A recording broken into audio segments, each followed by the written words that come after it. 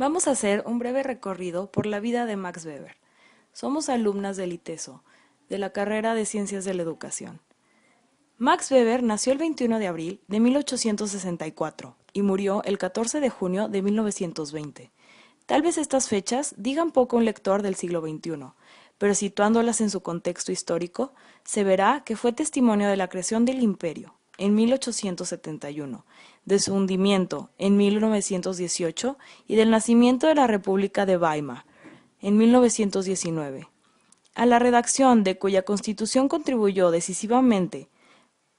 A lo largo de su vida, conoció dos guerras nacionales, de 1866 a 1870, una guerra mundial, de 1914 a 1918, y tres revoluciones, una en Rusia, de 1905 a 1917, y la otra en Alemania, en 1918.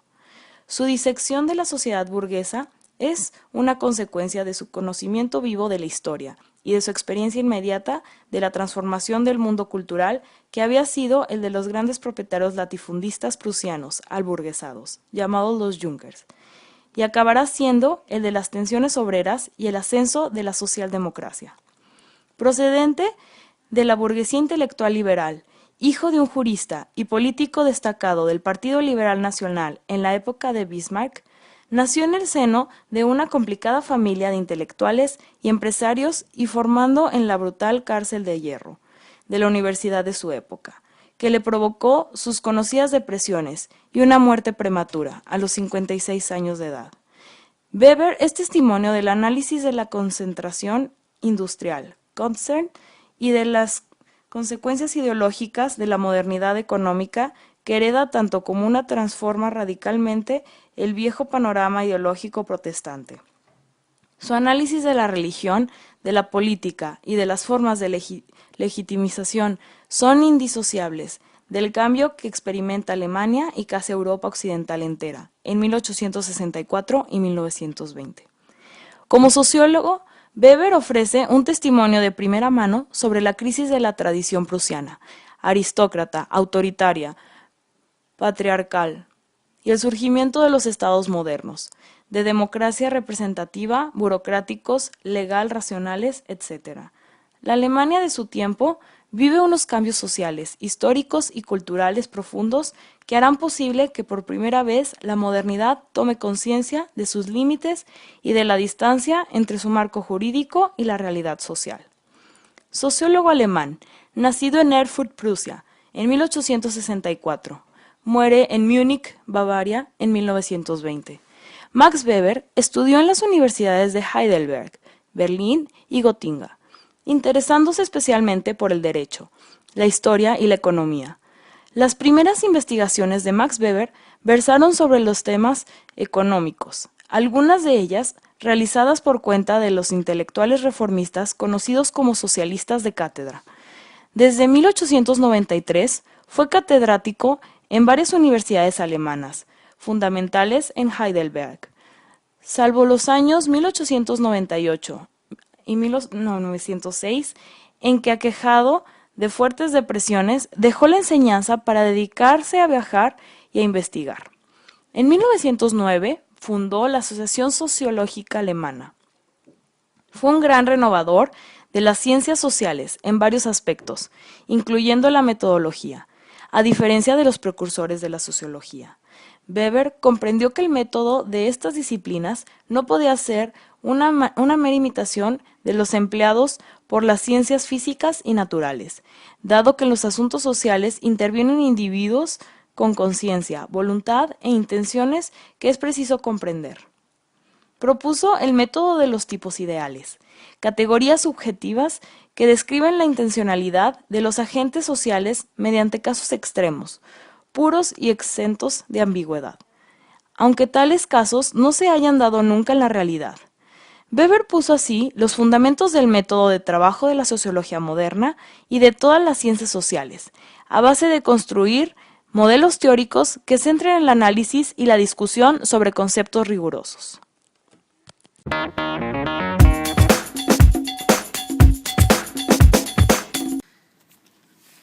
Algunas de sus aportaciones fueron explicar el comportamiento humano desde la ciencia, así como desarrollar la sociología interpretativa para comprender estas mismas acciones, por lo que se puede decir que, a diferencia de Durkheim, Max Weber no aceptaba los procesos subjetivos. Sin embargo, estaba de acuerdo con que la educación no solo debe ser intelectual, sino también física y moral. También hablaba sobre diferentes tipos de acciones, pues Max Weber buscaba interpretarla: la acción meramente como acción sin individuos, la acción social cuando se pretende ya relacionarse con otros, y como relación social cuando existe una respuesta por parte de las demás personas, es decir, es recíproco. Para Weber, el campo de estudio de la sociología es la acción social del individuo. Habla también sobre una acción clasista, pues el hecho de pertenecer a un cierto grupo no significa que todos tengan un interés en común. Weber desarrolló el concepto de los tipos de ideales.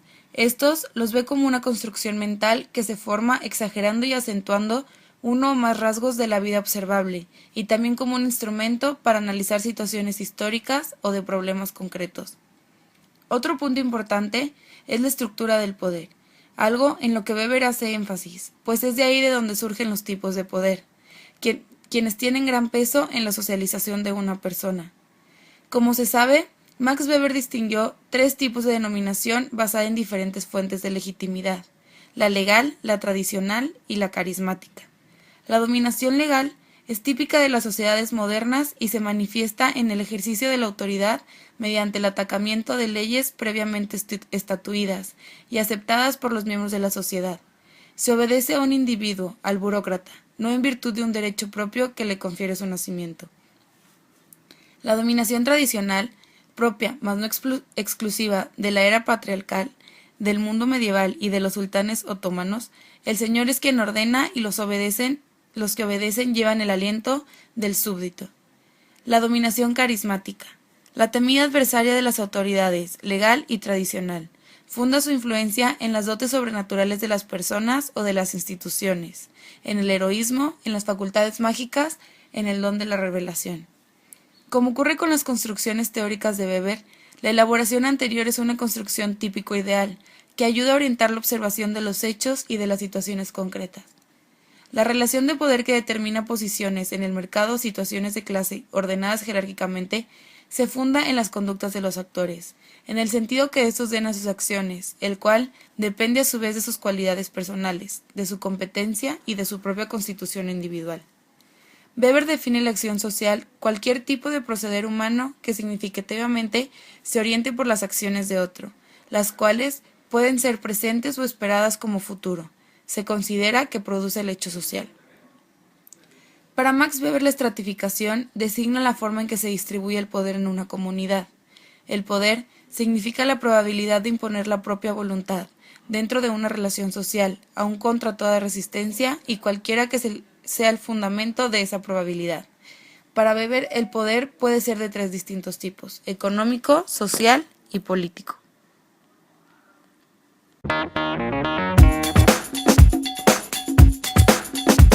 Max Weber nunca escribió un libro sobre educación. Sus numerosas reflexiones acerca de la educación se encuentran dispersas a lo largo de toda su obra en lugares subordinados. Max Weber no centró su atención en la educación, sino en el poder y la legitimación de la autoridad. También, desde este punto de vista, el sistema educativo debería ser un papel agente de cambio, pues debe contribuir al proceso de socialización de las personas. No debería crear una sociedad que se encuentre industrializada, con división en el trabajo y con una diferenciación social. En cuanto a la sociedad, nos habla sobre tres tipos de estratificación. 1. Social, los estamentos, estatus social por el poder social. 2. Político, partidos políticos. 3. Económico, lo divide en propietarios y no propietarios, por lo que surge socialmente el proletariado y la burguesía. Desde su perspectiva, las clases sociales dependen de lo que uno tiene o no tiene, y por consecuencia no existen clases sociales puras. Weber resalta los distintos escenarios institucionales que promueven los procesos educativos: las escuelas, colegios y universidades para los tiempos más recientes. El propósito de Weber era mostrar las múltiples formas por las cuales se reproducen un tipo social deseado: el caballero, el especialista, el sacerdote, el funcionario y el guerrero. Por otra parte, Weber distingue 3 categorías de clase: la social. Sus determinantes son los intercambios personales o sucesión de generaciones. El proletariado, la pequeña burguesía, los expertos profesionales y los privilegiados por educación. La lucrativa. Sus determinantes son las probabilidades de la valorización de bienes y servicios en el mercado, empresarios y trabajadores. El propietario. Sus determinantes son la diferencia de propiedad, rentista y deudores.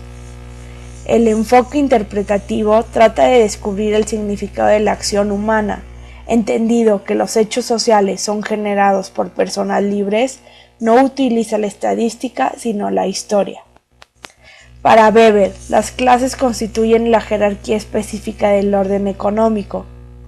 Entiende por clase es todo grupo humano que se encuentra en una situación de clase, entendiéndose por el conjunto de 3 probabilidades típicas: de provisión de bienes, de posición externa, de destino personal. La sociología interpretativa trata al individuo aislado y a su obrar como la unidad última. Así que para Weber el individuo constituye el límite y el único portador del comportamiento provisto de sentido. Por lo tanto, el Estado, la nación y la familia son entidades reales sino estructurales conceptuales de la naturaleza colectiva. Para Weber existe una presencia simultánea de intereses personales semejantes en el promedio de los sujetos que ocupan la misma posición.